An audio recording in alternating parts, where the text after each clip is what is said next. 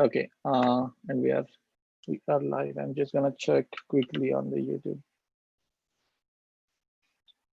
Hey everyone, welcome to our today's session. So I believe I'm live. So if someone can confirm on the chat on your right hand side that you guys hear me well.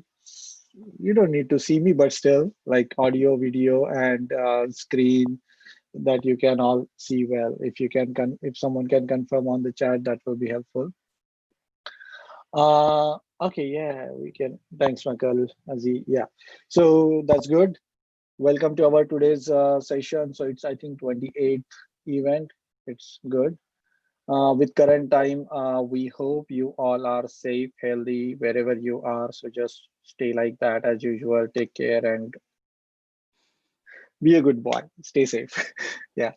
So today's event is about MUnit Test Recorder. We had one session about MUnit probably last month or before that.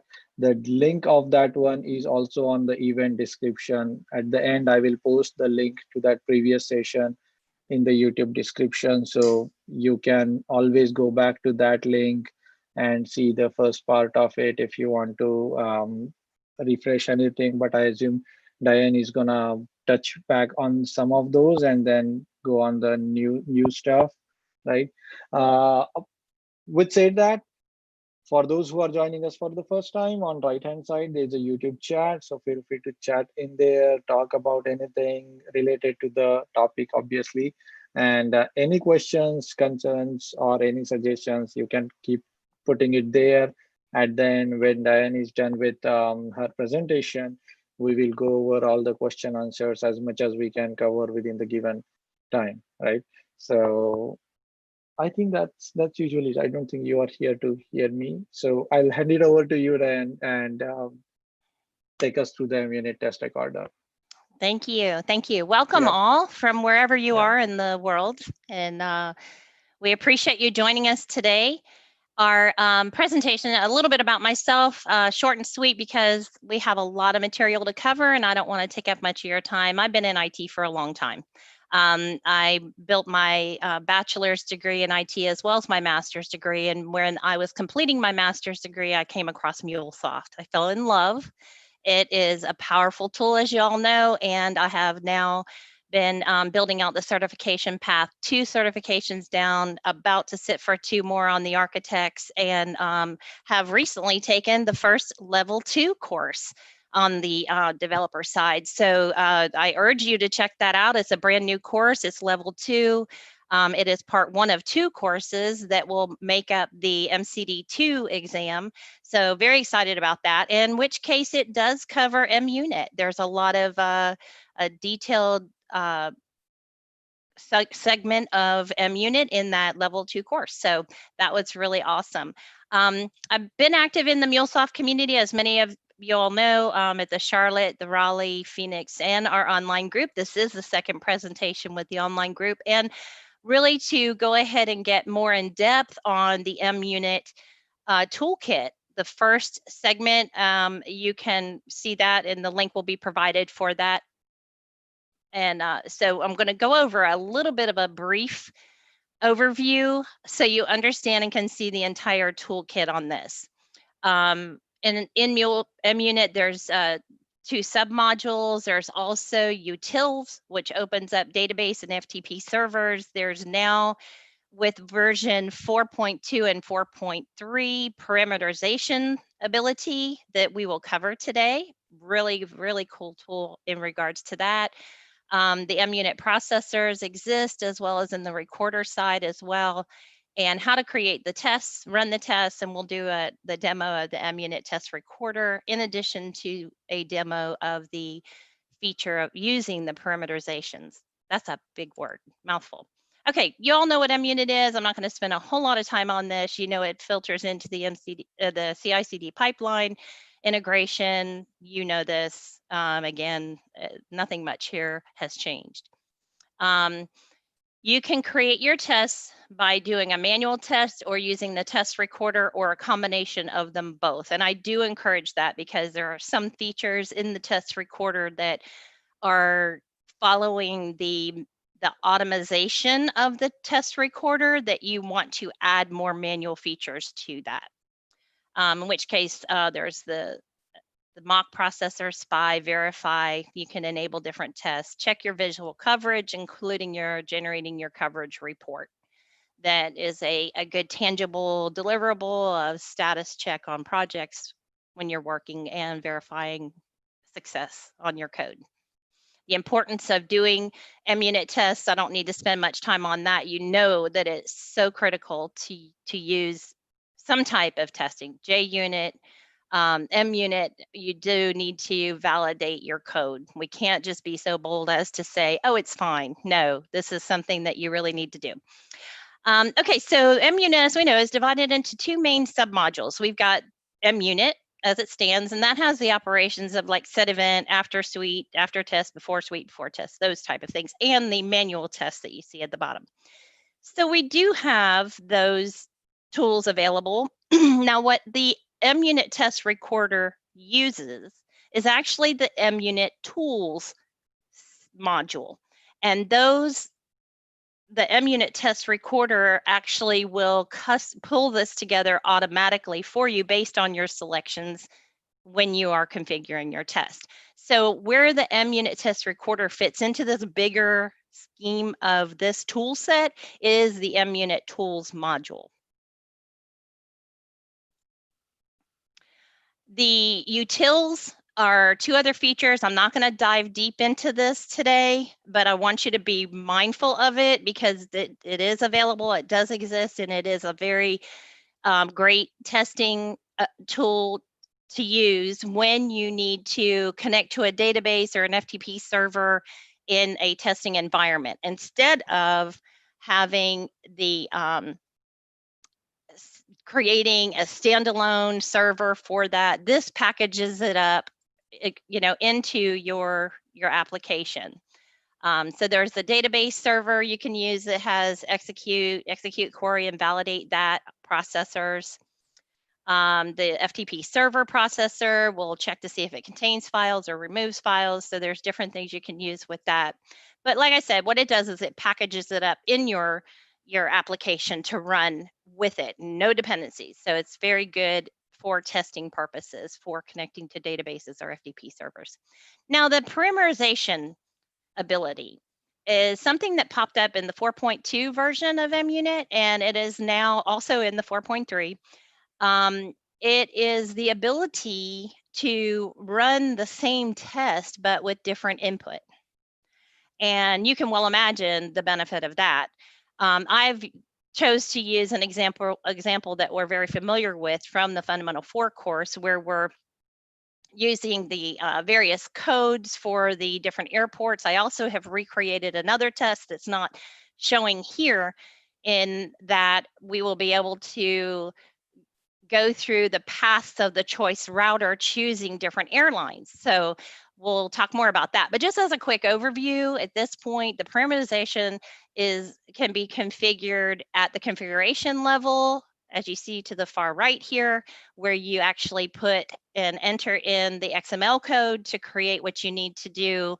And I'll, like I said, break this down a little bit more.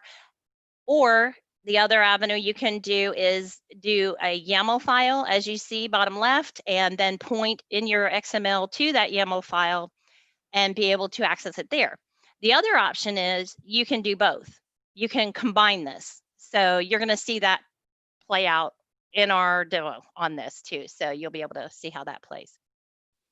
Okay, so some of the basic operations in the MUnit toolkit are the assert expression. Again, this is covered more deeply in the first presentation, but do know that in the test recorder, this still does use it. It handles it a little differently. So I do want you to note that. But in the assertions, you do have your set of the matchers.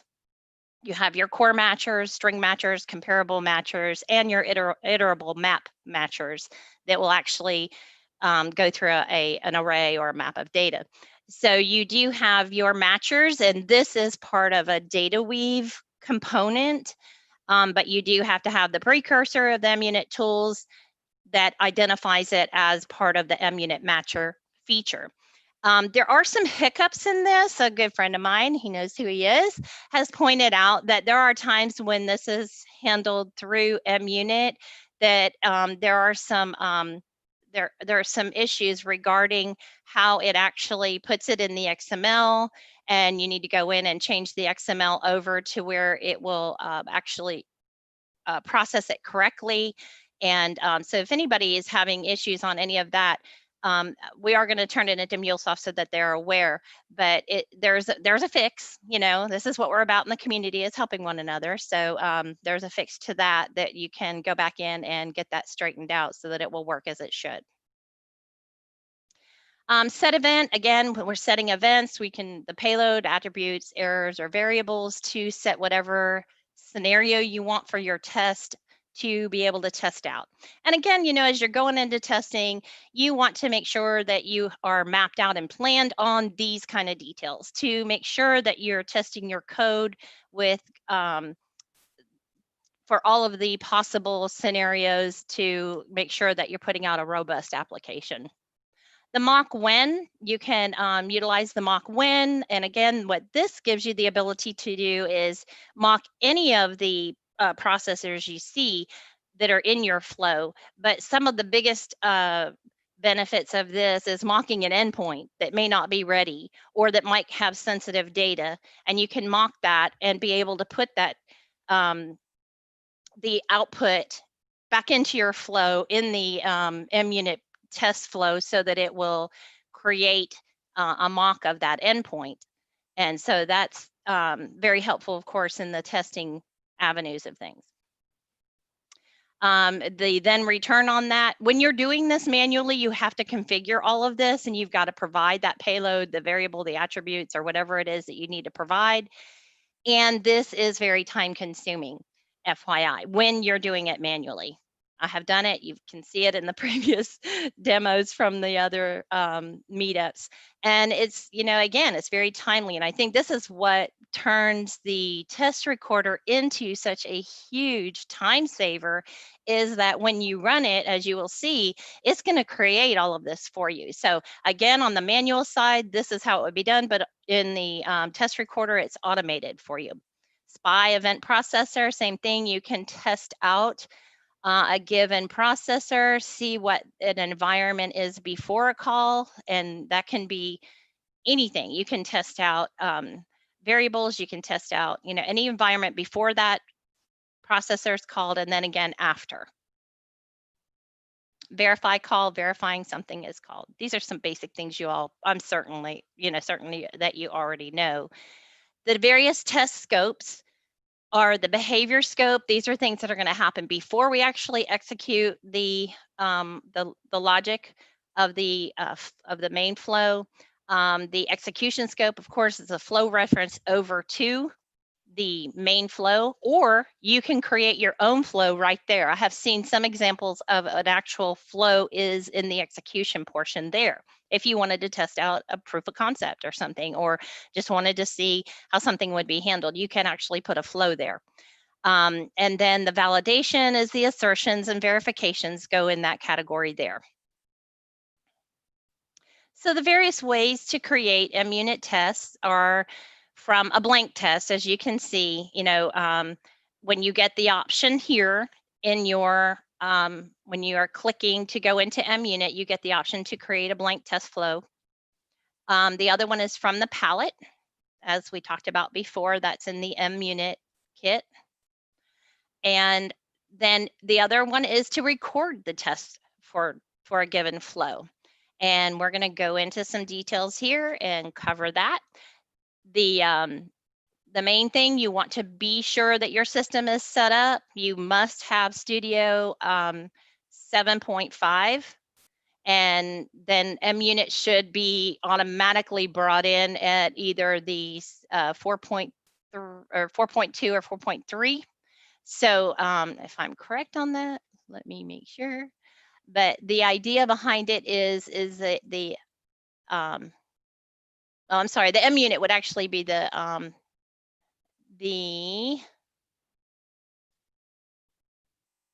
I'm not going to get hung on that. I'll come back to that so that I don't keep you. We've got time when we're going to be running some things. But at any rate, you do want to make sure you're in for the test recorder. You do want to make sure that you are in Studio 7.5 for that to work as it should. And the MUnit, yes. Okay, so the MUnit, the current version is 2.3. And that's what you want to be running for your testing purposes and things of that nature. I think that it'll also work on some of the 2.2 components, but if you have any problems with that, look at your versions and your dependencies and your POM file to see what you're running, what version you're running that on. And of course, you can always update in your studio to make sure you have the latest of all of the processors and the features. All right, so like I said, this is the process for the test to do record the test flow. And it'll next take you to a process of, where it's waiting for your input. Then you have to use a client to call the application. And what it does at that point is it starts recording your test. And when it's recording, that's when it's capturing all the data that's needed to support your tests as you are going through your process. So then it brings up where you can name it, and you have your set input and assert output configuration to choose from. You'll see all this in the demo. Then you have the mock when, and you can see what your options are for the mocking. And based on what your choices are going to be how your test comes out being configured. Transform message, or in the spy, you can spy that particular processor. Verifying a call for multiple times. So you can see that, well, let me back up just a minute here. On the mock, when you do a manual mock, you have a little more control. This is going to give you quite a bit, but as you are doing some of these things, you might want to tweak them a little bit, is where I was going on that. So there's some things you might want to fine tune as you go forward. And we verified that one. Okay, so once that is done, you complete that out and it brings you up to this test summary page. And this test summary page, as you can see, has all of the configurations that you set when you were going through that process of configuring the test. And once you close that out and complete that, what it's going to do is it's going to create this massive flow for you with all of the various components that you selected. Now, and you can see, your assertion expressions, you can see your verifications, but say you wanted to, at this point, take and change some of that out. Like if you wanted to assert anything differently than you see here, like instead of an assert expression, you want to assert that, or you wanted to, or instead of an assert payload, you wanted to assert that, or a given variable, or you can have more control at this level, but you'd be able to edit it from here. So that's what I'm finding is that I'm using the recorder to give me a base to begin with, and then I'm going back in and I'm fine tuning it from there.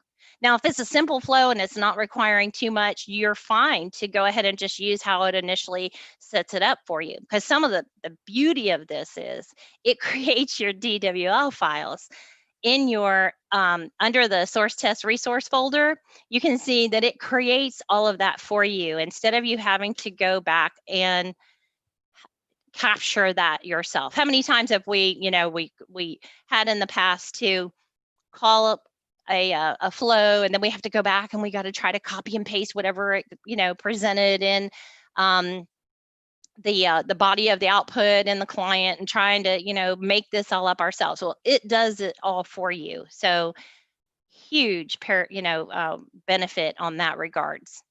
So at this point, let's just say in the scenario that our test is ready and we can go from there. Now again, like I said, if you're using that as your base, you can add other components to it. So what I did was I created a test, and then I started reconfiguring it from there to be able to include the parameterized testing.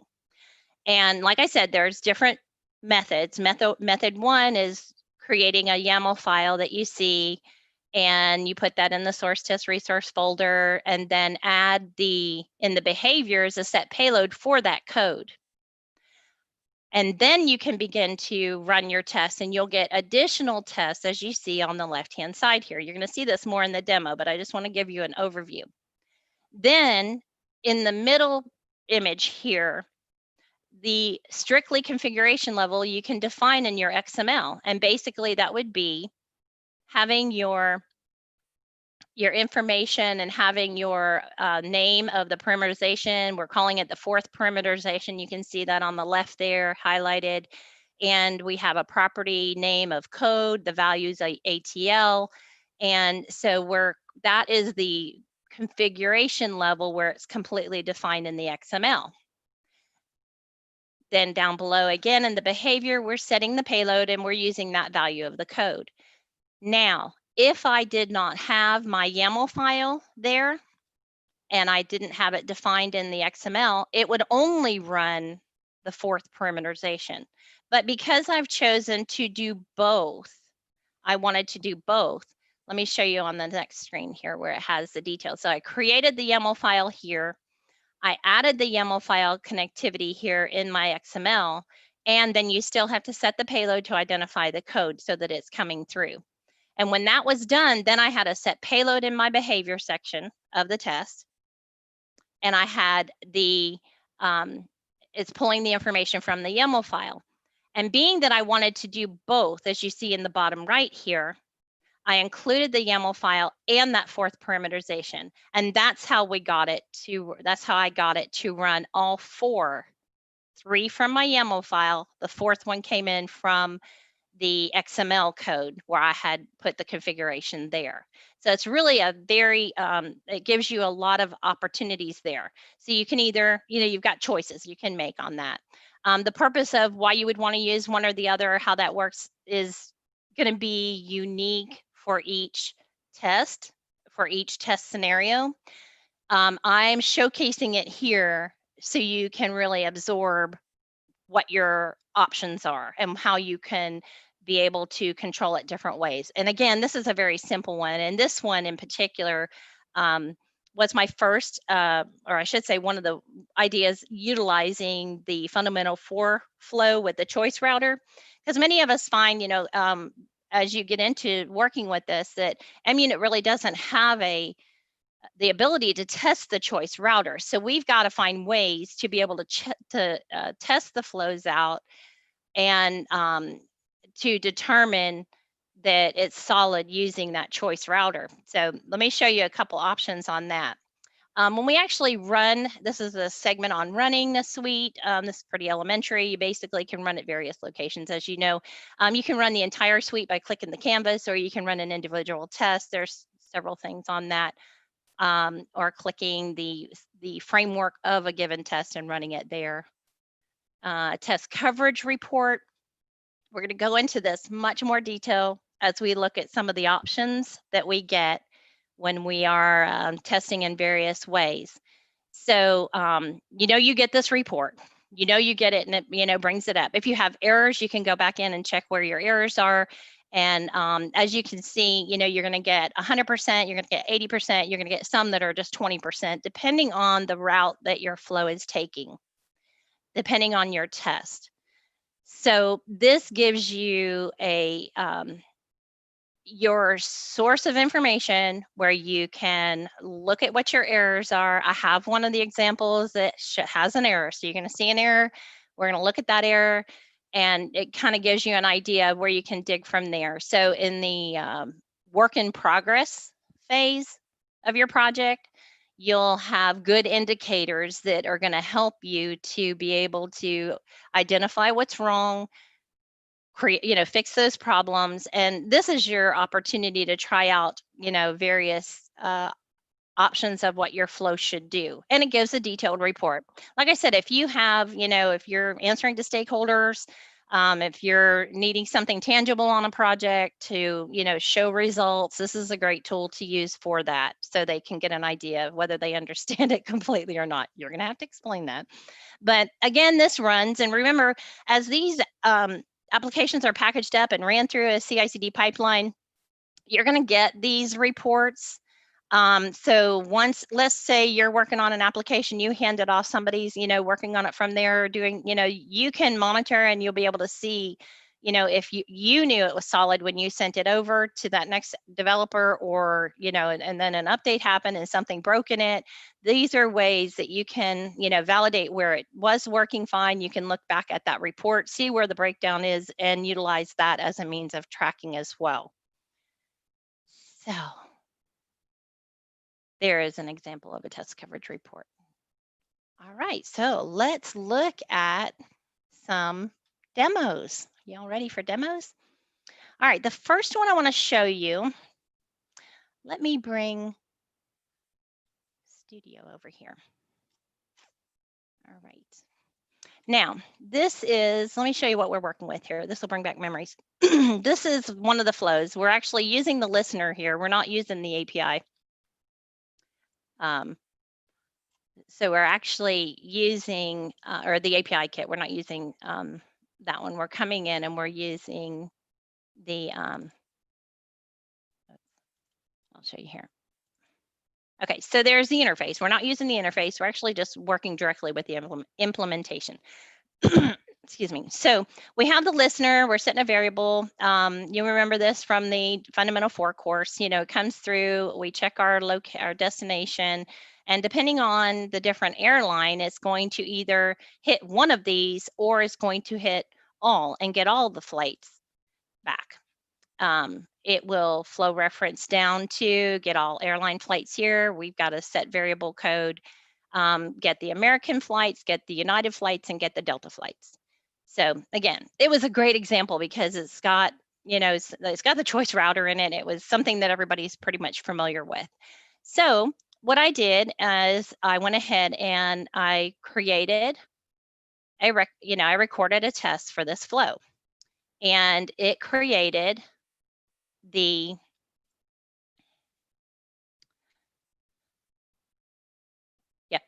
all airlines.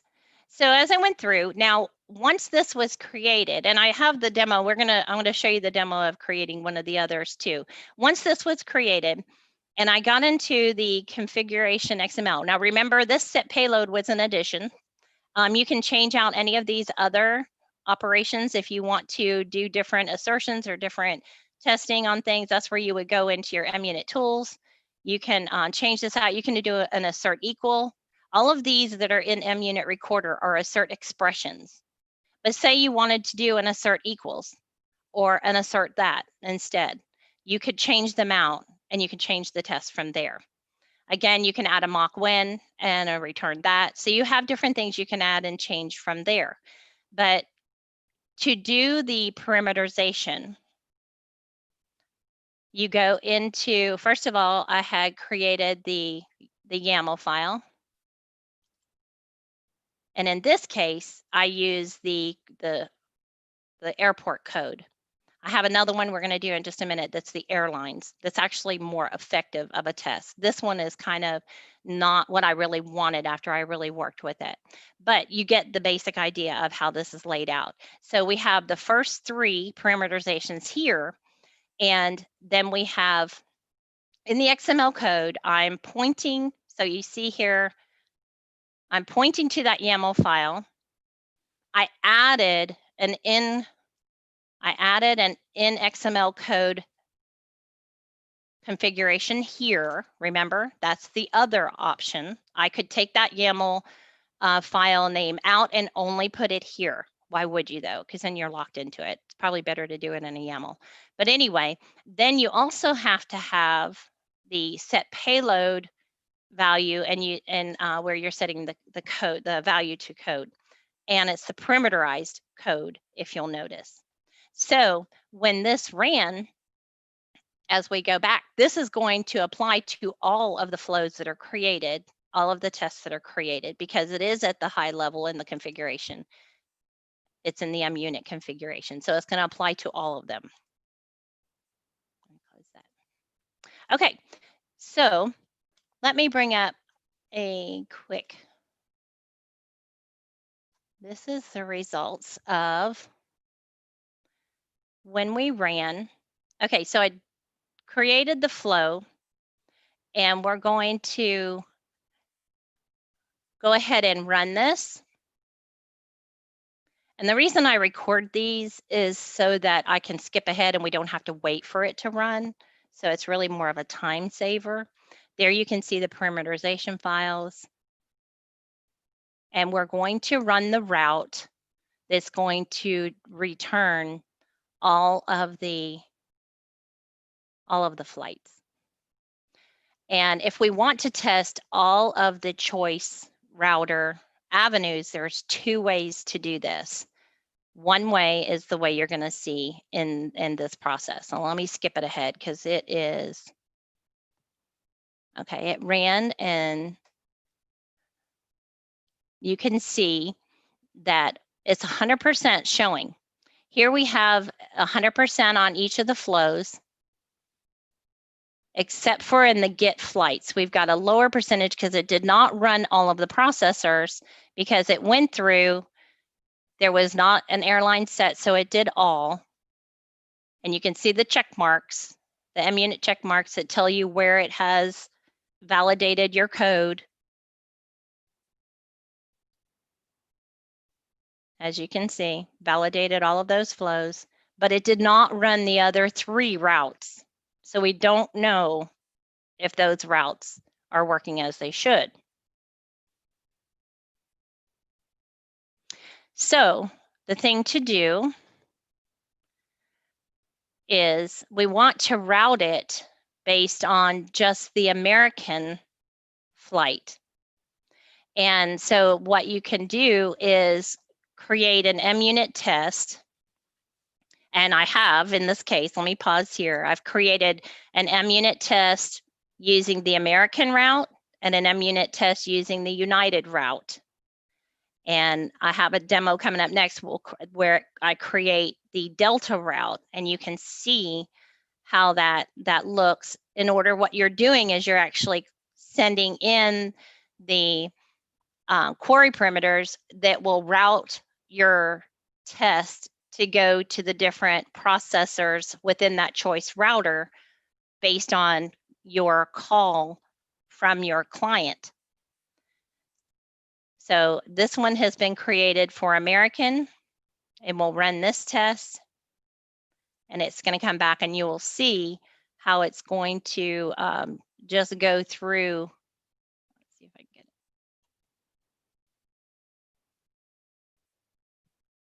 it. Okay, and you'll notice that it's running all of your parameterizations over here on the left. You've got 4 different, so it's actually running this test 4 times.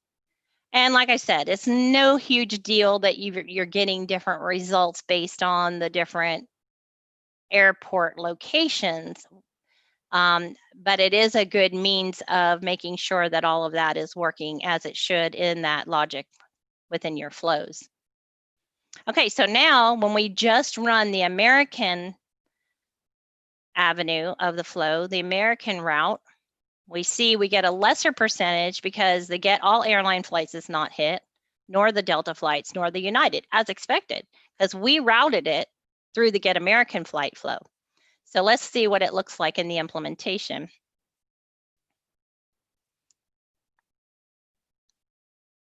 And you can see the processors that were handled there. Okay, so now we see our route as we come in. It chooses the American flight. We can go down and see get all was not used. The code was used, and there's our get American flight running through. So you can see how that played out there. And that's why the report shows what you see there. Now let's create a Delta route. Okay, so to do that, so I did this for the other two. I did this for American and United. Actually did it for all. So I did all American and United. Now we're going to do Delta. So we're going to go to the MUnit. We're going to record this test. Starts to build.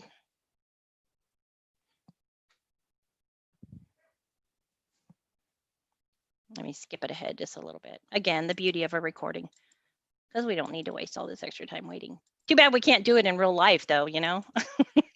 We have to wait. All right. Come on. All right, so it's deployed. Once it deploys, and remember, it's running your application. Once it deploys, now it's waiting for input data. So I use Postman. And notice here, okay, so I'm sending in the airline as Delta, and I'm using the code LAX. Although, due to the parameterization feature, it's going to hit all of those anyway in that process. But so what we're going to do is, but we're sending in that information. We're sending in Delta. So we want it to go the route on the choice router of Delta. So by recording this, it captures any of the information that it's needed for that route in the flow. Okay, once it's done, you can see the output came through just like it should. So it's truly just a test run of that. And now we're going to go into configuring the test. You can relabel your test, your file name and test name. So I added Delta to this one because this one's unique to Delta. And you can see it's going to offer you, your various options for, but your choices are only mock, verify, and spy. So you're going to have to work within that realm. And in the mock, remember, it's going to be a mock assert, or I'm sorry, yeah, in the mock, it's an assert expression, not an assert equals or something. So if you want to change any of that around, but you see, you do get your test summary. And when that's finished, it creates our test. Now, I didn't put a lot of thought, honestly, into what we're actually testing for. That would be unique to what you need to verify on your test itself. But now we're going to go ahead and you can see that it was completed and created, and we will run it. And this one, let me flip over to this next one because it's really good. When we run this test in Delta, that it has a failure. Something mapped on the way you can see as it's running through each of these. Notice how it's running through each of these different parameterization values. Really a powerful feature. I'm just scratching the surface on that parameterization. Seriously, there's a lot that you can do with that.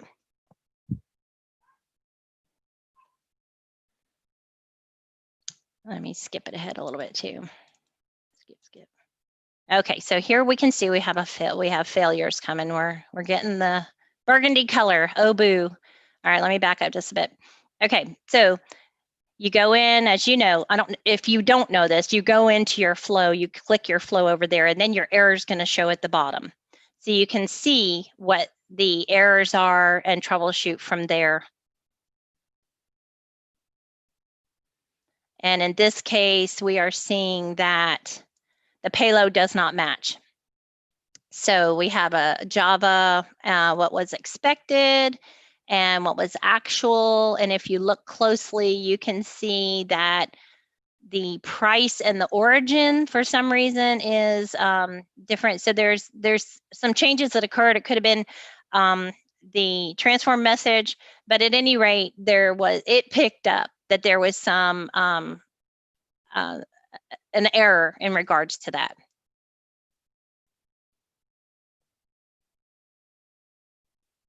So again, you would go in, you would troubleshoot. You can see that it's not liking that the price and the origination is in the wrong place. So that's what it looks like when it does fail or have errors, I should say. You can generate a report. And then always, it's so nice, you go back and you can see what has processed through. It did process through it, but it did not, where it failed was that assertion. See, it actually did complete the process, but when it compared the payload, is something in the MUnit test that compared the payloads and it was not as it should, probably in that flattening there where we convert it, but you get the idea. So for good measure, we always like to see a success. So we're going to go back in and let's run the United test.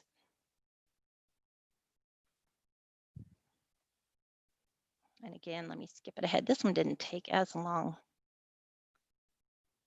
So, like I said, scenario 1, you can use MUnit Test Recorder to test the various routes by changing out your client query parameters that you're sending in. So you can set the data to where it will route in your flow the way you want to see it play out and what you want to test. Again, you see the 4 options over there. Running, and this turns out green. It's greened up. You can see, you kind of get an indication they're turning green. That's a good thing.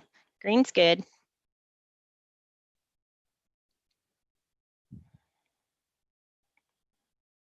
And scoot. Okay, there we go.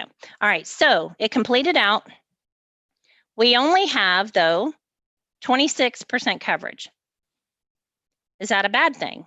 Well, not for this test, because what we wanted to see is we wanted to see it route through United only.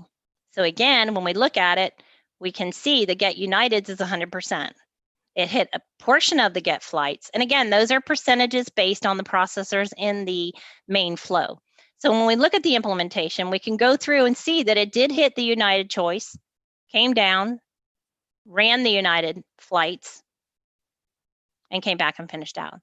So that's going to be your deeper understanding of how that report will make a difference depending on how you route your test. And using the test recorder, it would be a matter of you will have to give it the input to route it accordingly, to route it in the right direction you want it to go. Okay, now what I did was, okay, honestly, laying in bed last night, I'm like, yeah, that's not how I really wanted to do this. I really wanted to show how this can work by setting the airline. So what I did is I took and changed the parameterizations over to the airline code, or over to the airline itself. I wanted this to run through my test and run all of the options. So I took, like I said, I put in the, I changed it over to airline. In my implementation, I did not use the test recorder for this because the test recorder is going to limit me to the route that I'm sending it. So I created this test manually, and I went in and configured the XML. And in the XML, I added my YAML file. So it's going to pick up the first 3 choices. And then I added the detailed configuration to test the default path. So I just had airline called default path. And so we'll see all 4 of these play out. But the thing that I really wanted to show was the feature of this parameterization. And you'll notice I changed the names of these to American Airline, United Airlines. So when we see it down here in our little output box or output window, we're going to see it running the American Airline flow, it running the United Airline flow, and it running the Delta flow, and then all airlines. So that way we can see it actually making more sense for the way this parameterization should work. So like I said, I added the information there, and then I changed my set payload value here to where it is pulling the airline value there. Now where that shows is right here in the set payload right there. It's going to flow reference here. I could have validations and everything, but for lack of time on proving this concept, I just, went with the basics on this because I actually threw this part together at the last minute, and I wanted to show you it working in this way.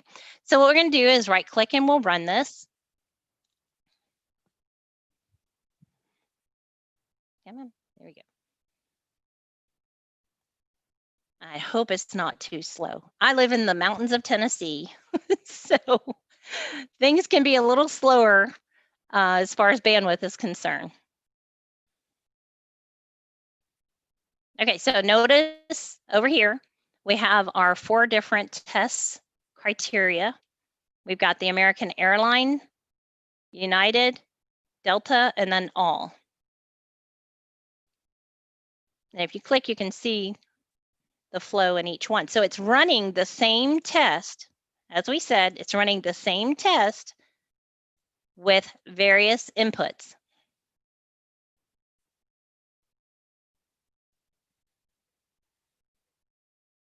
And sorry, we're gonna have to wait for it to process this time. I didn't record this portion of it, but you get to see it roll out live.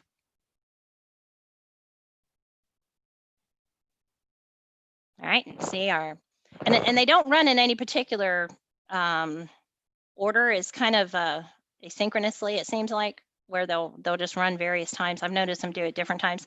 So you can see we're greened up on a few of them already.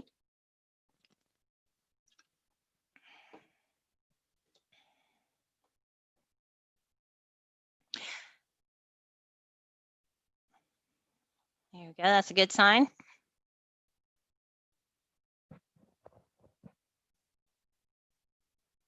Okay, it is done. And let's look at this report. Let's slide some of this up. And remember, the in this case, the interface is not used. I'm not using the interface. I'm going directly to the HTTP listener on this. We could go back through and actually hit the interface on that. But at any rate, you can see when you click that it tested all flows because we had given it the various values of airline. And when we go to our implementation, we can see each time it went through, it tested every operation in this application. Because of using the parameterization. And you saw earlier where we did route by route by route, whereas this, by using this feature, this really cool feature, we were able to test it 100%.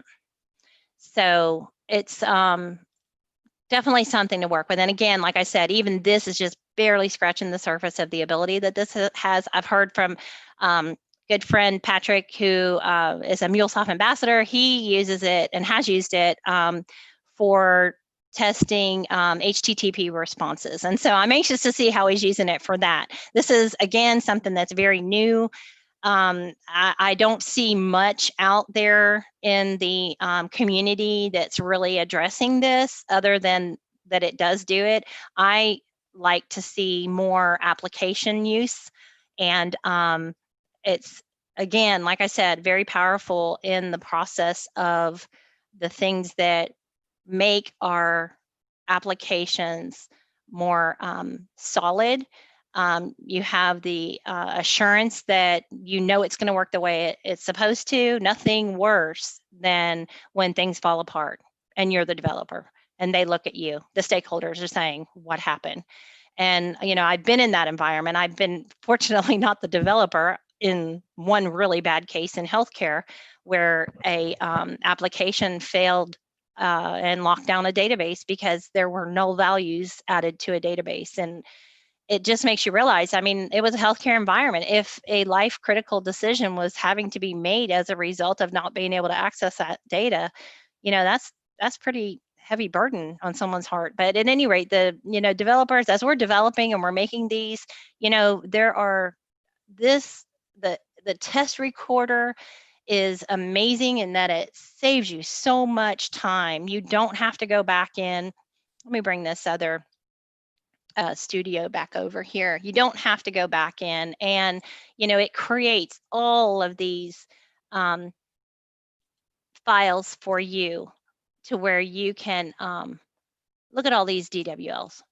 I mean, when I made up my other test unit examples, it was so time consuming, and it just does everything here for you. It's just really, really a powerful tool.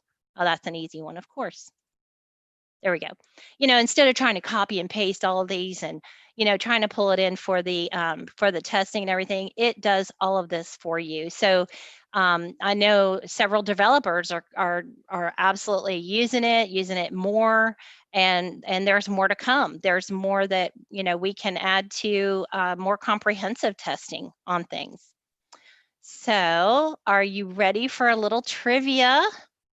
I don't have a prize to give, but I'm sure there's something that we can do. All right. So put your answer in the chat. And the question is, okay, while you're executing an MUnit test that was previously created with your test recorder, we're going to use the new features, of course. You configure and assert processor on values for when you placed your order. Let's say it's an order processing application. And so you, like I said, you configure and assert processor on values for when you placed your order. However, the validations fail every time the test runs. The question is why? I've had people just say, oh, it fails. Yes, I know it fails, but why does it fail? We're going to give a little bit of time while you guys are pondering this. Yeah, I'm looking at the chat. I don't see any answer yet. So Okay. Let's see. All right. Yeah. Be thinking. In meantime, heads up, we have some questions already on the chat. Okay. So we'll take whenever you're ready. Okay. Oh, I see some answers. Michael says no input. Maybe that's what caused the failure. Okay, good no one. Input.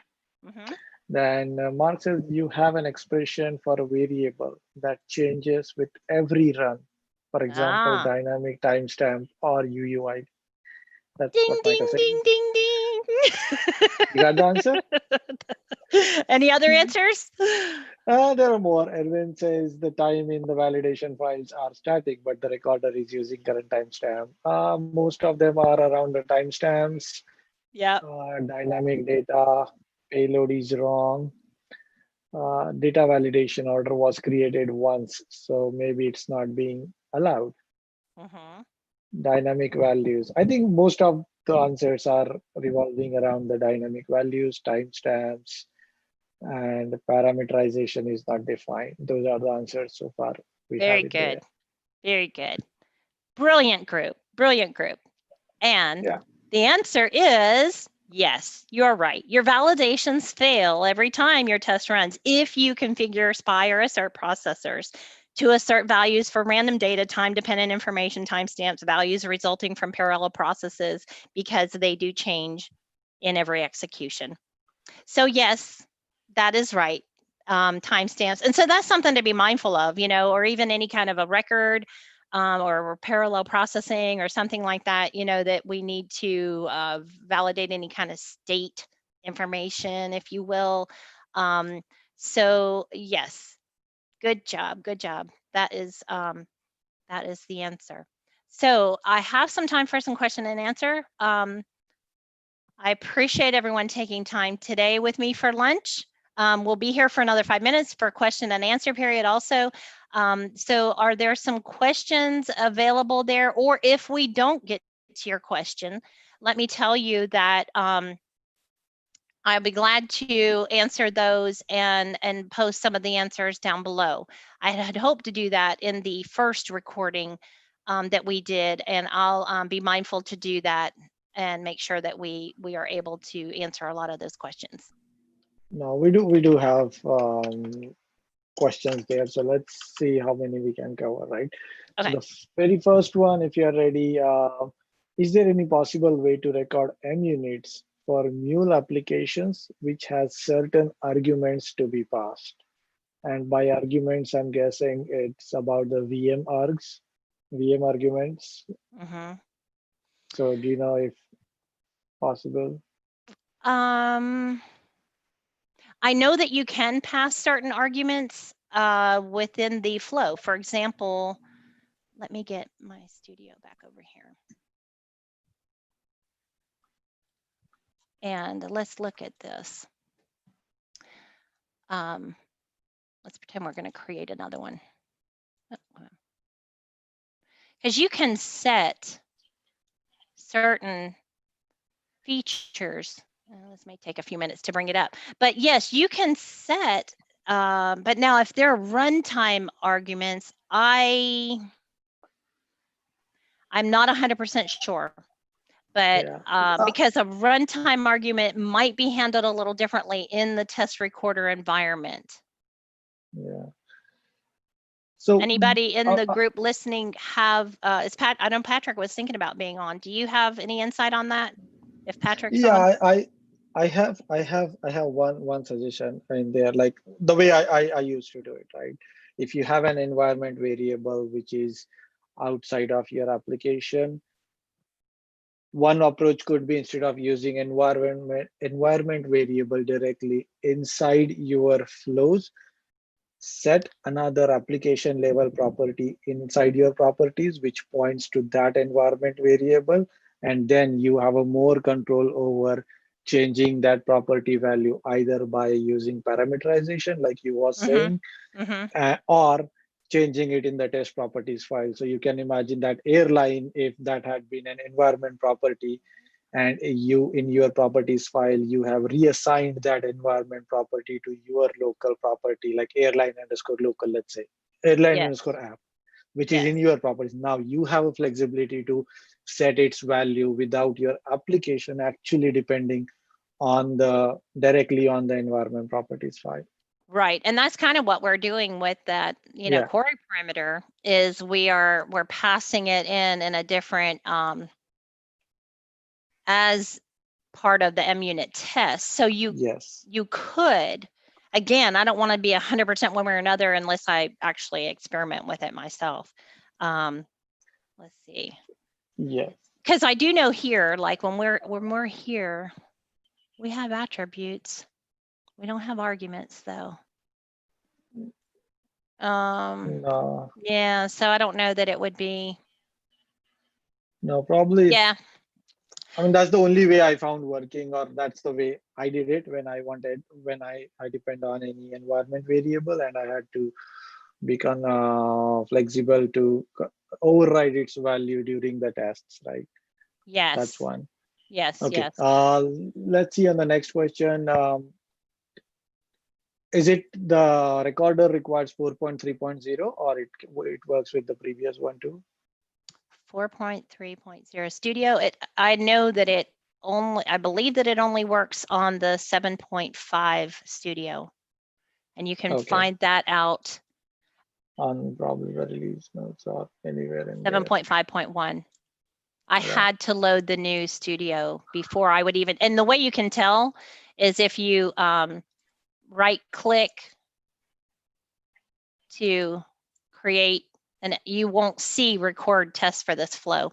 I've got an older version. I've got a 4-point version. Let me see if I can shut down one of these studios and you can see the difference. You won't get the option, you won't get the option to do, let's put something out here. No, probably you don't see that right click. Yeah, you don't see the test. So if you don't see the test recorder, and then a couple people had some hiccups with the version MUnit. Now, I've not ever had a problem with the version of the MUnit here. Some did have issues with that. And so that's another thing to watch for in troubleshooting. And of course, if all else fails, go and do your updates. Make sure that all of your modules are up to date. And that's one way to verify if your MUnit is not the higher level that you need, then you can update it. There'll be a blue dot in front of it that will denote that you need to update your modules. Okay, here's here's the 7.4. And if I were to try to do an MUnit, come on. Oh, I'm clicking too much. It's still loading. Sorry. Do not aggravate the mule when it's working. Yes. Oh, now I've got an error. Okay. No, I'll let it be. I think I know. Yeah, I know for sure it doesn't work for the older one. Yeah, it's not by let's see. We are almost at the time, but if you have few more minutes, we can take few questions unless. Okay.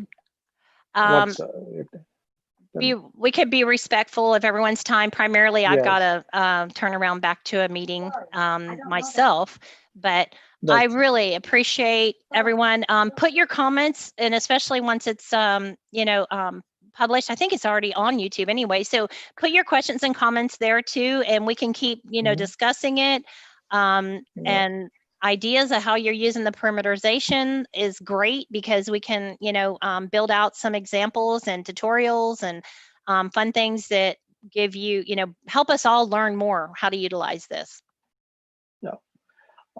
Thank you very much, Dan. I did capture the questions, all of you, so I will send all those questions to Diane, and if she answers, you can see all those in comments or either ways. But we do have the questions, and I'll send it to you, Diane, if you want to take a look at them offline. Right? Okay, that sounds great. Awesome. That was a fully power-packed presentation. So I know. Thank you very much Isn't it having here.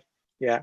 So much fun. It really is a great tool, and I appreciate being invited, to come back as always, and sharing and learning. And I'm learning from so many of the other MuleSoft developers and experts out there. It's great to be able to share and learn together. We're all in this together. And in this time that we're in, there's no boundaries. We're global. Let's all, extend a hand and help each other. Yeah, the only boundary is your home. Just stay home and right. Take care.